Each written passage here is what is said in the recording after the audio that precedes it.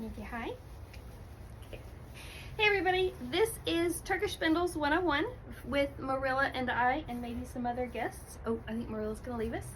I'm hoping that you are opening up your beginner intro to spindles box and finding all your pieces.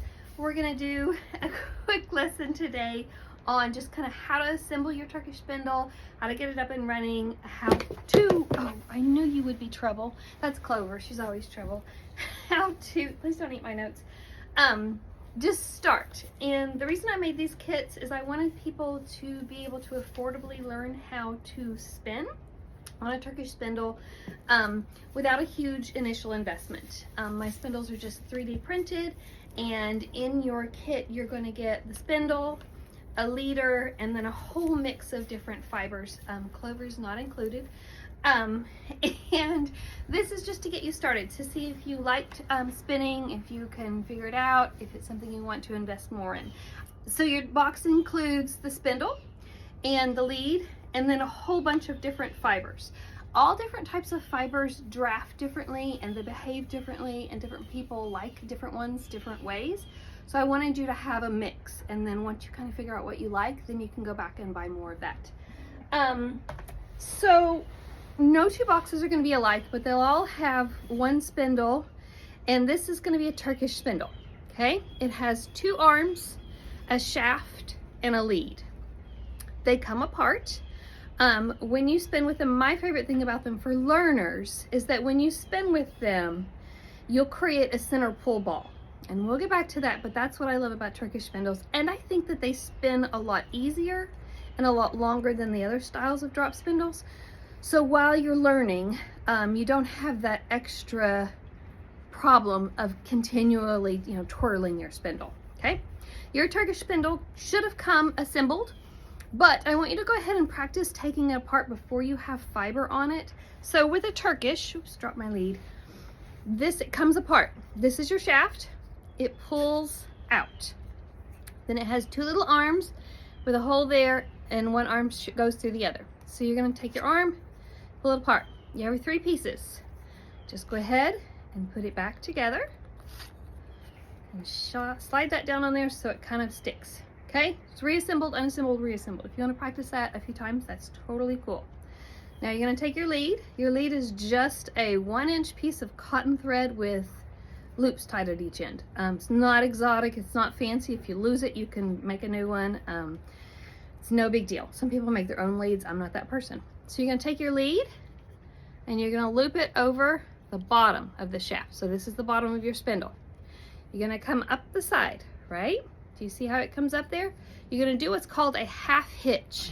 So a half hitch, you're going to take it, make a little loopy loop, and go like that. Okay, so now you have an assembled Turkish spindle, right? Set that to the side, pick a fiber, any fiber. I like to learn on something that feels a little loose and airy because you're going to be drafting. We'll talk about drafting in a minute, but I like to start on something that feels loose and airy. You don't have to do that. If you really love something like this is mill prepared and it's roving, you can use this. What I do recommend that you do is pre-draft it. So you're going to take a little bit, about the size of a pencil, okay, out of your long strip of roving, and peel that off. When you get really experienced, you don't have to do this, but when you're new, go ahead and do this. It'll just make your life a whole lot easier. Okay, so you have your little strip, and then you can fluff it up a little bit if you want, but it doesn't matter. Next thing you're going to do is start drafting. Drafting is whatever it takes. You're going to feed your fibers, right? Like this. You're going to pull them apart, and that's drafting. The more fiber you put, the thicker your yarn when you draft. The less, the thinner your yarn. So that's drafting. The next step is, I am having horrible winter hair. Please don't eat the fiber, okay? The next step is going to be putting twist into your fiber. And you're going to do this all with your spindle, but we're going to do it this way. Twist is simply however many twists it takes for your fiber to grab little fiber hands and hold on to each other and make yarn. okay?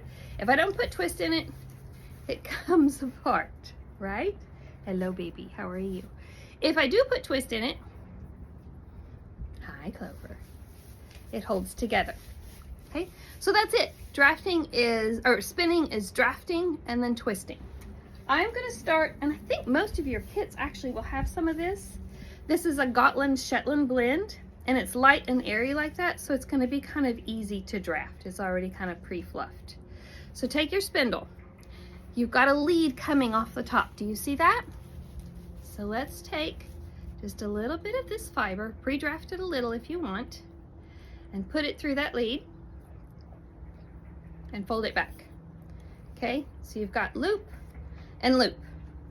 Now, don't worry about how thick this little spot right here is. It's just to hold on. It's to attach your roving to your spindle. I am extremely right hand dominant. My left hand is pretty much just decorative. So I use my right hand to do my spinning and my drafting, and my left hand holds this, and it holds the roving, okay? If you have another option, if you're left-handed, if you're ambidextrous, or if your left hand is useful at all, try swapping, okay? It doesn't matter really which one you'd use, but for me, I hold my fiber in this hand and pinch, okay? And now we're gonna start twirling. With Turkish spindles, you can spin from down here or up here, okay? I spin from the bottom, just how I do it, okay? Now, see, with that, let me get my camera focused. I put enough twist in that to make that hold together, right? Now it is time to actually start making yarn. So I'm gonna put my twist, I'm gonna start spinning, and I'm gonna start drafting, okay? So there we go.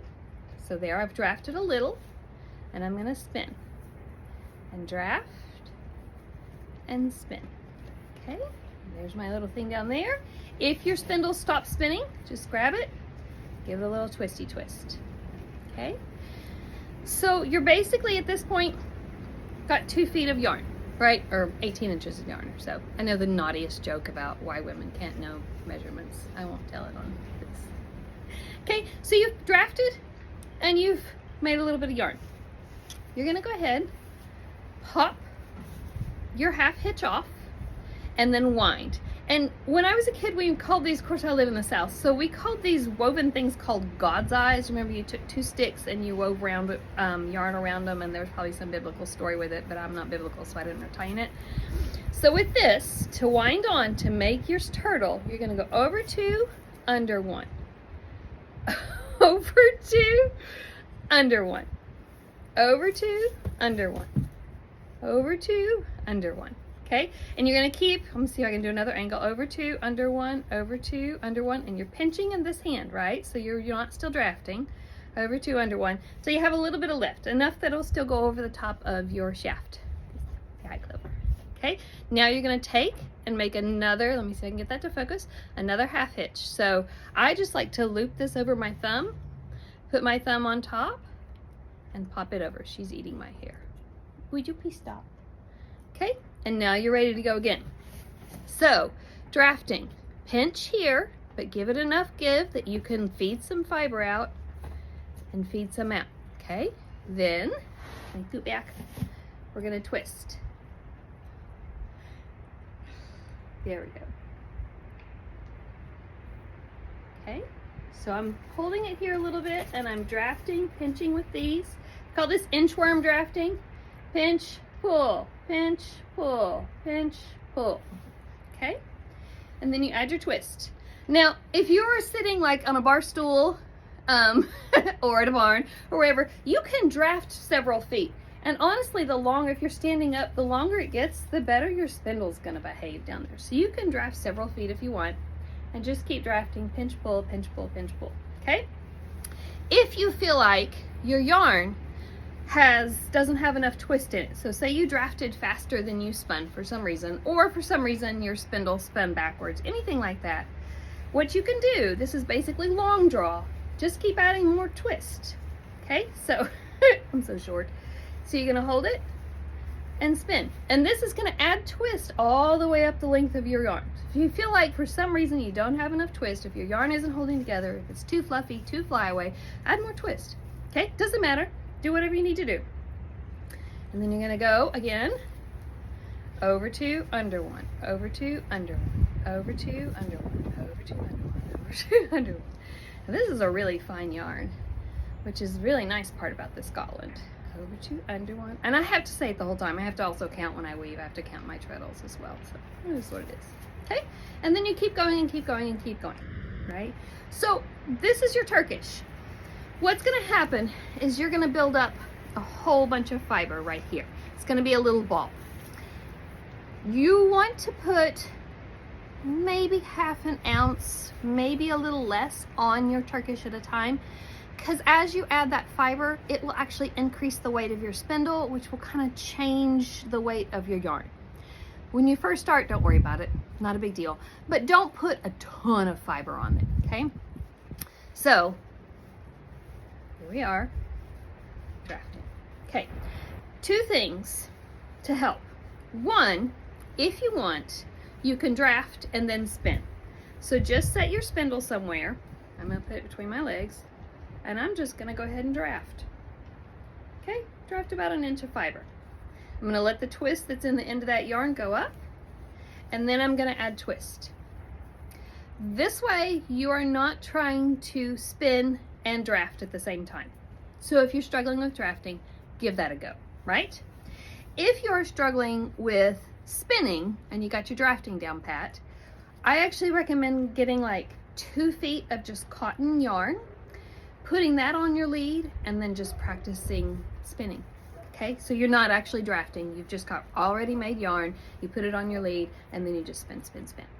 Things I want you to be aware of, and this is what my spinning teacher always told me when I first started, it's not ugly until, your yarn is not ugly until you've woven or knitted with it, and then it's still ugly. You're gonna have pigtails, you're gonna have thick spots, you're gonna have thin spots. A lot of people can say like, oh, art yarn, and then just go that way. Don't worry about it, just try it. The other thing is, spinning is almost all smooth muscle. So a lot of times when I'm spinning, I'm not looking at it that much. I am, I guess, when I'm drafting with these guys. But what I'm really doing, particularly for the twist, is I feel that. I can feel kind of where the tension is in the yarn and how much is in there. So what you're trying to do is train your muscles to kind of feel and understand the fiber. Feel how it drafts, feel where the tension is, feel how much it weighs, feel how much twist it is. Training your muscles is something you do 20 minutes a day, at least 5 days a week. Oh, they're gonna have a party. Okay, and that's it, that's it. I do not at all want you to do this for 4 hours straight for the first month that you're learning to spin. Hi, baby girl. I want you to do this 20 minutes a day, 5 days a week for a month. At the end of that month, you'll be a spinner. If you do more, 1, your muscles stop learning after 20 to 30 minutes. 2, I don't want you to get upset or frustrated. And the longer you do it, particularly if you're having a rough day or something's happening, honestly, moisture in the air can change how spinning happens. I don't want you to get frustrated and then throw it in the closet and walk away. So 20 minutes a day is the kind of pre-frustration stage. Hello, baby girl. What are you doing? Another thing I want you to do is try out all of the fibers in your box. They are all going to behave different. All of them are from different breeds of sheep, and I think there's probably a little bit of mohair in your boxes. I don't think there's any of you because yours is too soft and annoying for beginners. We'll give them to the intermediate kits, okay? But there's gonna be some mohair, there's usually some alpaca and some llama, there's some merino. One of the issues with, this is merino, one of the issues is a lot of people do is they start with merino and they learn on, they buy like a pound of it. Don't buy a pound of fiber, guys, buy 4 ounces if you're learning, and then you can work your way up to 8. But once you've worked your way through a pound of merino, it's a year later and you're bored, because honestly merino can be a little bit boring unless it's blended with something interesting. So try all the different fibers. My personal favorite is Blue-Face Leicester. I add a little bit of silk to Blue-Face Leicester. Oh, it's so nice. And then, you know, this is Gotland and Shetland. This is pure Shetland. I think this is llama. So try them all, particularly if you're having trouble with one. Switch to a different fiber. There's no rules. This is for you to learn. This is for you to learn to love. This is for you to learn to try. You have this in there because I bought about a pound of it, and I think it's really hard to draft, but a couple of my friends think it's great, so I gave them half a pound, and then I'm sharing this with you. Okay, so don't forget, hi sweetie, don't forget to try all the different fibers, particularly if you're having trouble. The last piece, upgrade your spindle. I know that I said that at the beginning of the video, but I want to say it at the end. These are about 25 grams. They're the perfect learning weight. They're the perfect early investment where you haven't spent much money on them, so it feels like doable. And if you don't like it, you haven't invested your life savings in it. It's not a big deal. But I do want you to upgrade your spindle, because spinning with like a Jenkins or a Snyder is gonna be much nicer than this. So I know, I appreciate that you purchased my little beginner kit, and I am happy that you're learning to spin. And if you like it at the end of your month, upgrade that spindle. I don't sell Jenkins or Turkish. I just wanted all of my friends and all of my clients who are always like, I want to learn to spin, I want to learn to spin, to have an affordable option. Okay? Okay, I think that's it. Thank you guys so much. Hey, baby girl. Thank you so much for coming by, learning about Turkish spindles. I hope you loved spinning. There are other types of spindles. There's support spindles and drop spindles. Pretty girl. Yeah. There's all sorts of different types. So if this isn't your jam, try a different one if you want. Let me know if you have questions. Drop them in the comments. If you have ideas for other videos, let me know, and I can make tutorial videos if you'd like. And just, I hope you enjoy spinning, okay? Bye.